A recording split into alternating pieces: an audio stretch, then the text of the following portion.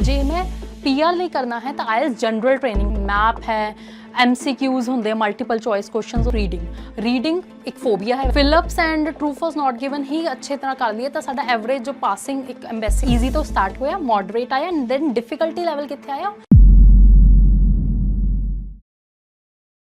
अंग्रेजी विच गल करो बिना डरे बिना शर्माए। Download Josh Talks English speaking app. मैं है Gurleen Kaur, women entrepreneur, running my own business named Gurleen's education academy based in sector 34 Chandigarh.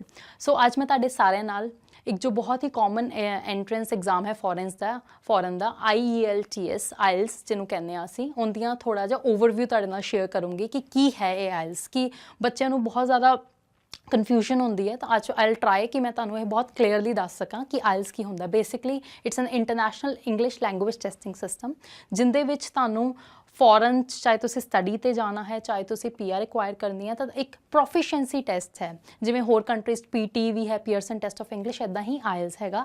Almost सारी कंट्रीज ते रिकॉगनाइज हैगा। सब इहदे च आइल्स विच हुंदा की है, साडे 4 मॉड्यूल्स दे बेस ते आउट ऑफ 9 बैंड साडा ग्रेडिंग हुंदी हैगी है। और आइल्स दे 2 एस्पैक्ट्स है, एक है साडा एकेडैमिक, एक है जनरल ट्रेनिंग। जे असी स्टडी वीज़ा ते जाना चाहते हैं तो सानू एकेडैमिक, कई बच्चों को पता ही नहीं होंदा, जो मैं उन्होंने पुछती हाँ कि तुसी आइल्स करनी है, अच्छा किहड़ी आइल्स करनी है, किहड़ा मॉड्यूल करना, उन्होंने पता ही नहीं होंदा। तो यू शुड हैव क्लैरिटी, तुहानू पता होना चाहिए कि जे मैं स्टडी बेस ते जाना है तो मैं आइल्स अकैडमिक करनी है, और जे मैं PR नहीं करना है तो आइल्स जनरल ट्रेनिंग करनी हैगी है। और उस तो बाद इहदे 4 मॉड्यूल्स है, ऑलमोस्ट अजकल सबनों पता ही है, पर आप थोड़ा जिहा अज उन्होंने डीपली एनालाइज करांगे। पहला मॉड्यूल हुंदा हैगा, हुण पैटर्न चेंज हो गया है, हुण हैगा पहला राइटिंग, फिर साडा आंदा हैगा सैकेंड मॉड्यूल हैगा लिसनिंग, फिर रीडिंग, और जिहड़ा स्पीकिंग है वो सैपरेट डे हुंदा है। वो साडे मेन मॉड्यूल जिहड़ा हैगा इहदे चों +- 7 डेज़, मतलब हफ्ता पहला या बाद विदिन 14 डेज़ के स्पैन दे विच कदे भी डेट आ जाती है, और साडे कोल ऑप्शन भी हुंदी है चूज़ करन दी। सो असीं स्टार्ट करते हैं पहले मॉड्यूल तो writing. So writing module different है जनरल ते एकेडैमिक का। की डिफरेंस है, ਇਹਦੇ 'ਚ 2 टास्क है, टास्क 1 एंड टास्क 2। टास्क 1 ਦੇ ਵਿੱਚ ਕੀ ਹੁੰਦਾ ਹੈ, ਐਕੈਡੈਮਿਕ ਦੀ ਗੱਲ ਕਰਦੇ ਹਾਂ ਤਾਂ ਗ੍ਰਾਫ ਬੇਸਡ ਰਿਪੋਰਟ ਰਾਈਟਿੰਗ ਹੈ। ਸਾਡੇ ਕੋਲ ਅਲੱਗ-ਅਲੱਗ ਜਿਵੇਂ ਆਪਾਂ ਪਾਈ ਚਾਰਟ, ਬਾਰ ਗ੍ਰਾਫ, ਇਹ ਸਾਰੇ ਗ੍ਰਾਫਸ ਪਹਿਲਾਂ ਵੀ ਕਰਦੇ ਸੀ ਕਦੇ ਸਕੂਲ ਟਾਈਮ ਵਿੱਚ, ਡਾਇਗਰਾਮ, ਇਹਦੇ ਤੇ ਅਸੀਂ ਸਿੰਪਲੀ 150 ਮਿਨੀਮਮ ਵਰਡਸ ਦੇ ਵਿੱਚ ਇੱਕ ਰਿਪੋर्ट ਰਾਈਟਿੰਗ ਕਰਨੀ ਹੈਗੀ ਹੈ। और उस तो बाद इहदे विच साडा टास्क 2 है, वो है एसे राइटिंग। कुछ एसे टाइप्स होंदियां ने, ये कॉमन मॉड्यूल है जनरल ट्रेनिंग का भी एकेडैमिक का भी। On the other hand general training they which task 1 दे की आंदा है, सानू एक लैटर राइटिंग आंदी है, जिवें प्रोफैशनल्स वास्ते है, तो जिवें आपां ईमेल्स लिखते हैं इदां ही सानू एक मिनिमम 150 वर्ड्स दे विच लैटर लिखनी है। और एसे का जो मिनिमम वर्ड काउंट दिता गया है दैट इज़ 250 मिनिमम वर्ड्स हुंदा। हुण साडी जिहड़ी राइटिंग है ये 1 आवर का मॉड्यूल है, तो आइडियली जो आपां स्कोरिंग के अकॉर्डिंग देखिए तो राइटिंग नूं असीं किद्दां सैग्रीगेट करते हैं कि बच्चों नूं कहंदे कि 20 मिनट्स तुसीं लगाओ टास्क 1 नूं और 40 मिनट्स लगाओ एसे नूं, ठीक है। So and it's up to you कि तुसीं पहलां किहड़ा अटैम्प्ट करना, जो तुहानूं ईजी लगदा है वो करो। बस 1 आवर तुहानूं टोटल मिलना है, एक्स्ट्रा शीट्स भी मिल जाएगियां। प्रैक्टिस बेस्ड है, कोई ज़्यादा इहदे च हर चीज़ टिप्स एंड स्ट्रैटेजीज नाल हो जाती है। Let's move to the second module जिहड़ा हैगा लिसनिंग। लिसनिंग एक सिंपल की है, सिंपली सानू 30 मिनट्स दे विच एक ऑडियो क्लिप प्ले होएगी, सानू हैडफोन्स वेयर असी करांगे, एंड सानू क्वेश्चन पेपर दे दिता जाता जिंदे 40 क्वेश्चन है, 4 सैक्शंस है, 10 क्वेश्चन पर सैक्शन, 40 इन टोटल। 30 मिनट्स लिए ऑडियो प्ले हो रही है, असी उन्होंने सुन रहे हैं, एंड नाल साडे कोल शीट हैगी है। शीट दे विच की है, फिलिप्स ने, मैप है, MCQs होंगे, मल्टीपल चॉइस क्वेश्चन होंगे है।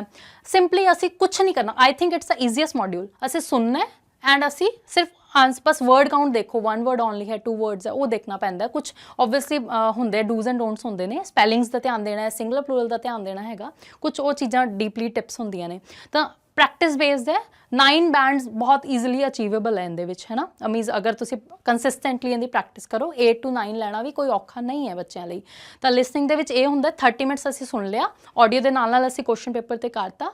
हुण सानू एंड विच की हुंदा 10 मिनट्स ट्रांसफर टाइम दिता जाता है। सानू जिहड़ी आंसर शीट हुंदी है, जिहड़ी पहला क्वेश्चन पेपर ते असी लिखते हैं, दैन असी आंसर शीट ते आ जाने। 40 क्वेश्चन नूं असी कैपिटल लैटर्स दे विच पेंसिल दे विच ट्रांसफर करना है। Time management is the key, ठीक है।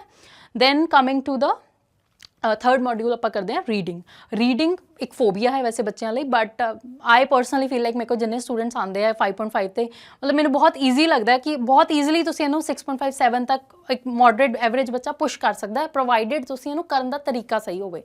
ਰੀਡਿੰਗ ਦੇ ਵਿੱਚ ਕੀ ਹੈਗਾ, ਹੁਣ ਇਹ ਵਾਲਾ module listening was common for academic and GT, ਠੀਕ ਹੈ।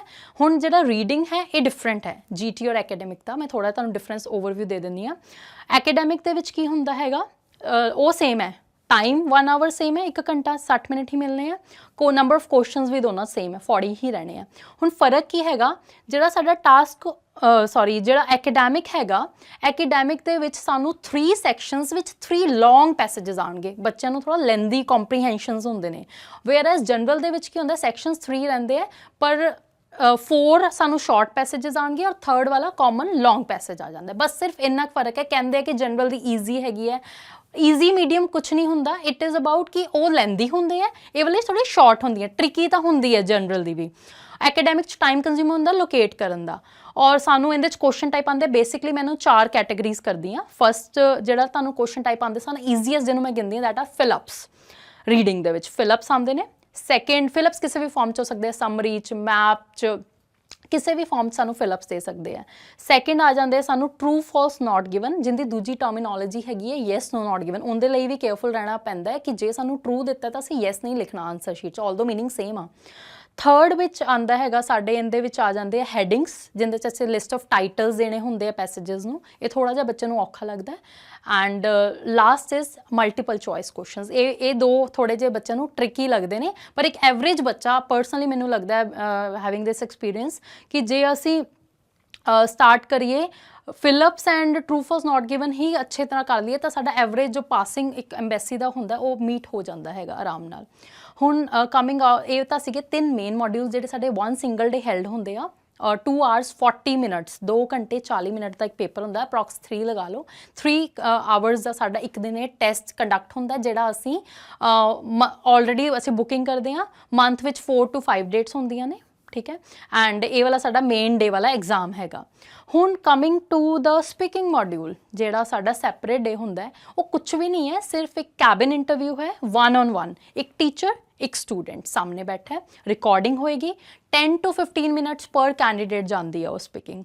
एंड उनदे विच बेसिकली तुहाडी लैंग्वेज प्रोफिशिएंसी ही टेस्ट होनी है, कोई नॉलेज IQ टेस्ट नहीं है वो।